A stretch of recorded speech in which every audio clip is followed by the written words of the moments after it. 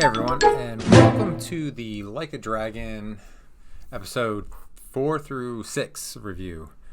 So, much like the first Like a Dragon review, because I did a watch along for the first episode, I'm just going to review it. I'm not going to do a recap like I did with Agatha, the last few episodes of Agatha.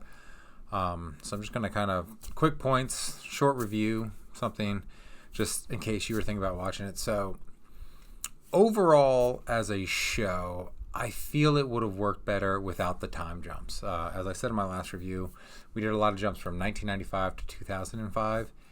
And my complaint for the first 3 episodes were there were a lot of quick jumps to where if you were like looking down or you went to like get a drink of soda or a bite of food or something like that, and you just weren't looking at the screen when the time jump happened, you'd be confused. Thankfully, in the last 3 episodes, the time jumps aren't as frequent. So we stay in a particular decade for a while. They do add a new one. They had 2003 here for a late in the game serial killer plot. Overall, I think there's a good miniseries here. I think the acting was good. Some of the fight choreography was good. The cinematography was good. Everything looked really nice. It was just the execution of the editing, I think, really hurts the show. Because like I said, the jump from 95 to 2005, I know they're trying to tell this interweaving story, but it doesn't work. And I can't really say why it doesn't work, but it's just not as intriguing as other things that have done this before. It's just kind of like you're supposed to things are supposed to click, like they give you little bits and pieces in one episode in the past, and you find out in the present, like, oh, that's what's happening, kind of thing like that. But it doesn't work because the bits and pieces it tries to drip feed you in the past to get you to come to these conclusions in the present, I kind of figured out like an episode or 2 before I was supposed to figure out, because it wasn't that hard to figure out. No spoilers or anything like that. So the time jumps just did not work for me, unfortunately. And I feel if the show would have been like the first 3 episodes, I'm just going to divide it in half. I'm not quite sure like how much time I spent in 95 and 2005, but let's just say the first 3 episodes are all chronological order of 1995.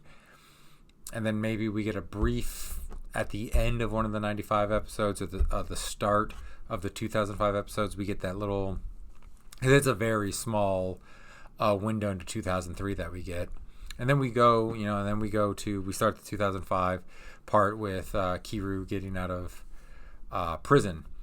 I think that would have flown a lot better, and I think the show overall would have benefited from that. Instead, we have this jumping back and forth jumbled mess to where it does get confusing, mostly with the female actors, just because their hairstyles change so drastically with the different decades that it is kind of hard, like, which one's this, if you don't hear the name at first. And no, I'm not saying Japanese women look like that. Is not what I'm saying at all. I'm just saying their hair and their looks and their demeanor and the clothing they wear, like everything about them drastically changes to where when you're jumping back and forth, it's hard to keep track of who you're looking at, whereas opposed to Niski and Kiru, they kind of look the same. Like their clothes improve a little bit, but like their hair and everything doesn't change that much, so it's easier to keep track of them. Plus, both of them, one of them has longer hair, one of them has shorter hair. It makes it a lot easier to keep track. But like I said, their appearance doesn't really change drastically in that 10-year period. But the female characters, their appearance does change drastically, so it is when we make the jump, it's hard. Like, who are we watching? Akio? Okay, we're watching her. Okay, Yumi. Okay, we're watching her. But it's just kind of one of those things. It's just the jumps in time, because it's so jarring and quick. It makes it hard to follow our characters. So had they just done it 95, brief 2003, 2005, I think the story would have flown better. It wouldn't be as jarring. And honestly, these like middle to low reviews, I think would be much improved, because like I said, it's a good show overall. Like there's a lot of good stuff here. It's just executed pretty poorly. So yeah, I do like episode 4 through 6 better than 1 through 3. I think they did a better job editing and storytelling through those. It was a lot easier to follow, even with the time jumps.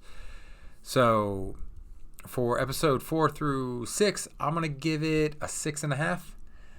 Overall, the show, I think it's a 5, a 6. It's very middle of the road. I hope they do another one and they just execute it better. No more time jumps. So we're all caught up. We kind of have our origin story done. Let's do like a chronological order thing, because it has a lot of good going for it. It's very good Japanese melodrama, which I do appreciate, whether it's video games or actual shows. So it does have that going for it.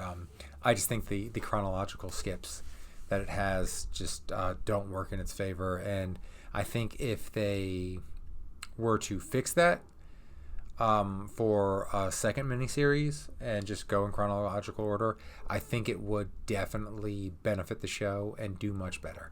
But yeah, that's what I think. Did you watch Like a Dragon Yakuza? Let me know what you think of it below. Like I said with my first review, it kind of makes me want to play the games over, which I think I'm going to do, though I'm really hooked on Alan Wake right now. I'm really like zeroed in on playing Alan Wake. So I'm going to play through, I'm going to finish playing through Alan Wake, play through all the DLC, and then I might go back and play the remastered, because it's making me want to play the first Alan Wake again. But I do think I'm going to get back into the Like a Dragon Yakuza games very, very soon. So let me know what you thought of the show down in the comments below. Thank you for watching, and as always, have a great rest of your day. Take care. Bye.